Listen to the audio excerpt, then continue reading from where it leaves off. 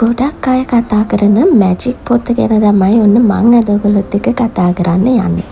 Gratitude journal or scripting. මේ ක්‍රම දෙකම ගොඩක් අය භාවිතා කරනවා.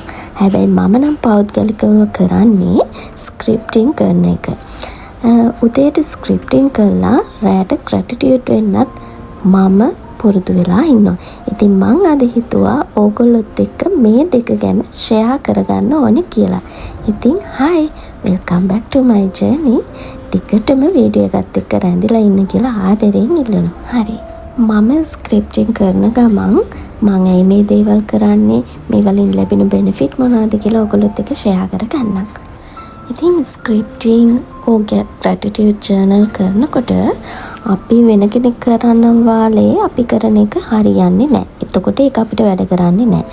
අපි මේ දේ කරනකොට ඉස්සෙල්ලාම අපේ මනස සතුටින්, ඒ කියන්නේ හිත සතුටින් ධනාත්මකව හිතලා මේ දේ කරන්න පටන් ගන්න ඕනේ. හරි.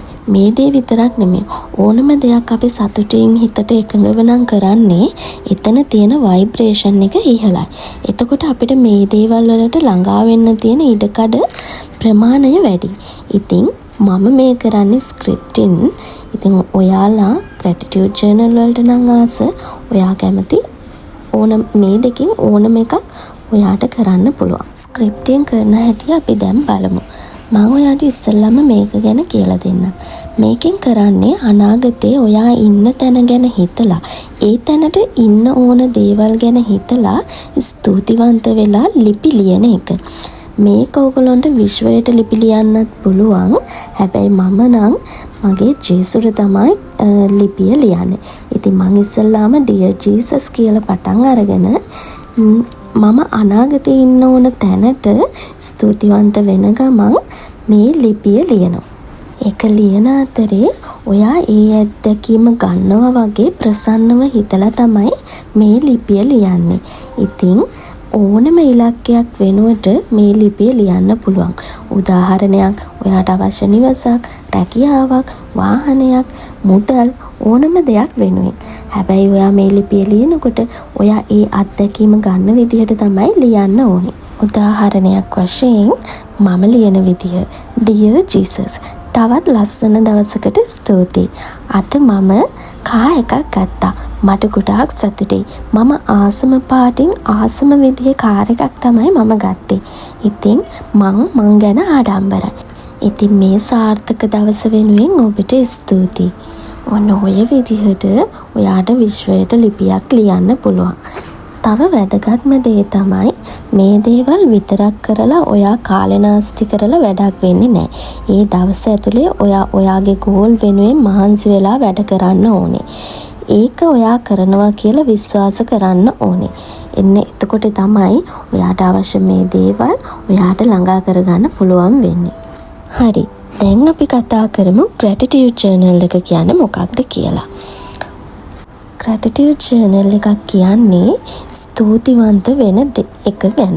ඒ කියන්නේ අද ඔයාට තියෙන හැමදේම වෙනුවෙන් ඔයා ස්තුතිවන්ත වෙලා gratitude වෙන එක ගැන. මම මේක හරියටම මේකට කියන්නේ gratitude journal එකක් කියලා දන්නේ නැති කාලේ තමයි මම ඩයරි ලියන්න පටන් ගත්තේ. ඒ කාලේ මම ඉගෙනගෙන තියෙනවා ජේසුට ස්තුතිවන්ත වෙද්දී එයා අපිට ණය වෙන්න කැමති නැහැ කියලා. ඒ නිසා අපිට අවශ්‍ය දේ ස්තුතිවන්ත වීම තුලින් අපිට ලබා ගන්න පුළුවන් කියලා මම පොඩි කාලේ අහලා තියෙනවා. ඉතින් මම ඩයරි අරගෙන මේවා ලියලා තියෙනවා. අන්න ඒකට තමයි gratitude journal කියලා දැන් අපි කතා කරන්නේ.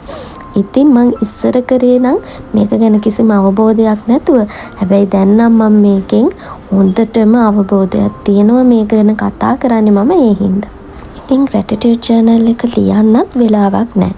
ඔයා නින්දට යන්න කලින් ඔයාට ඒක ලියන්න පුළුවන්. නැත්නම් උදේට ලියන්න පුළුවන්. එහෙම නැත්නම් ඔයාට පොඩි වෙලාවක් හරි කොහේ හරි වෙලාවක් ෆ්‍රී තියෙනවනම් අන්න ඒ වෙලාවේ ඔයාට මේ දේ යොදා ගන්න පුළුවන්. gratitude journal එක ලියනකොට ඔයාට අද දවසේ වෙච්ච දේවල් ගැන පුංචි දේවල් හරි මතක් කරමින් ස්තුතිවන්ත වෙමින් ලියන්න පුළුවන්. උදාහරණයක් විදිහට ඔයා අද දවසේ හුස්ම ගත්ත එක වෙනුවෙන්, ඔයා අද දවසේ කාපු රස කෑමක් වෙනුවෙන්, ඔයා අද දවසේ ඔයාට කියලා ගත්ත අලුත් දෙයක් වෙනුවෙන්, ඔයා ඉගෙන ගත්ත දෙයක් වෙනුවෙන් දවස ඇතුළත උන හොඳ දේවල් හෝ නරක දේවල් හැමදේම මේකේ ලියලා, නරක දෙයක් වුණා නම් ඒ දේ පොසිටිව් පැත්තට හරවලා ලියන්න පුරුදු වෙන්න. මම මගේ හැම වීඩියෝ එකකම කියනවා වගේම ස්තුතිවන්ත වීම කියන්නේ ඔයාව ගොඩාක් හොඳ තැනකට ගෙනියන දෙයක්. ඉතින් ඔයා අද ඉන්නේ බිඳුවේ වෙන්න පුළුවන්. ඒත් කමන්නේ. ඔයා හිත සතුටින් ස්තුතිවන්ත වෙන්න ඔයාට අද තියෙන දේවල් වෙනුවෙන්. ඔයා හිතා ගන්නවත් බැරි තැනකට ඔයාව ගෙනියාවේ මේ ස්තුතිවන්ත වීම. ඉතින් මේ දේවල් වලට පුළුවන් අපිව ධනාත්මක විදිහට වෙනස් කරන්න. අපිට අපේ ඕනම දුකක් කරදරයක් මේ විදිහට ලියලා ඒ දේවල් අපේ ජීවිතෙන් අයින් කරලා අපේ ජීවිතේ යහපත් කරගන්න. ඉතින් මේ දේවල් අපිට උදව් වෙනවා අපිට අපිව ලේසියෙන්ම හොයාගන්න. ඉතින් gratitude journal කරනකොට රැට නිදාගන්න කලින් කරනවා නම් ගොඩාක්ම හොඳයි.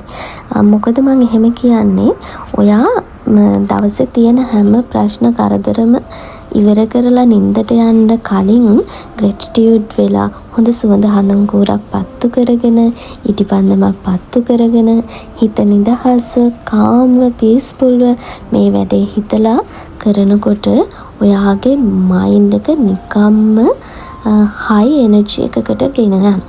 ඉතින් ඒ හින්දා පුරුදු වෙන්න රැට නිදා ගන්න කලින් අද දවසේ වුණ හැම දෙයක්ම වෙනුවෙන් ස්තුතිවන්ත වෙලා මේ විදිහට නිින්දට යන්න. ඉතින් මම පුරුදු වෙලා ඉන්නේ උදේට ස්ක්‍රිප්ටිං කරලා රැට gratitude වෙලා නිින්දට යන්න.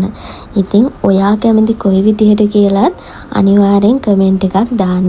එහෙම නැත්නම් ඔයා කරන්නේ ස්ක්‍රිප්ටින්ද ඔයා කරන්නේ gratitude journalද කියලාත් අනිවාර්යෙන් මට කමෙන්ට් එකක් දාගෙන යන්න. මගේ අදහස් මම ඕගොල්ලොත් එක්ක ෂෙයා කරගන්නවා වගේම ඕගොල්ලොන්ගේ අදහසත් මාත් එක්ක ෂෙයා කරගන්නවට මම ගොඩාක් ආසයි. ඉතින් අනිවාර්යෙන්ම මේ වීඩියෝ එක ඔයා බලන කෙනෙක් නම් මට කමෙන්ට් එකක් දාගෙන යන්න අමතක කරන්න එපා. තව දෙයක් තමයි ඔයාගේ ජීවිතේ දිනන්න ඕනේ ඔයා. ඉතින් මේ දේවල් වලිනුත් ඔයාගේ ඩ්‍රීම්ස් වලට යන්න, ඔයාට ඔයාගේ ටාගට් වලට යන්න ගොඩාක් හෙල්ප්ෆුල් වෙනවා.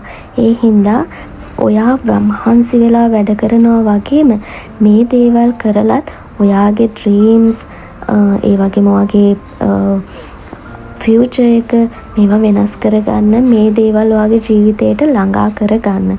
ඉතින් ඔයා මාව අහගෙන හිටියට, මාව බලාගෙන හිටියට, මගෙන් දෙයක් ඉගෙන ගත්තා නම් ඒ දේටත් මම ඔයාට ස්තුතිවන්ත වෙනවා. ඉතින් මේ වීඩියෝ එක අදට මම ඉවර කරනවා. මේ පොත බලන හැම වෙලාවකම ඔයාව පොසිටිව් තැනකට ගෙනියනවා කියලා මම ඔයාට පොරොන්දු වෙනවා.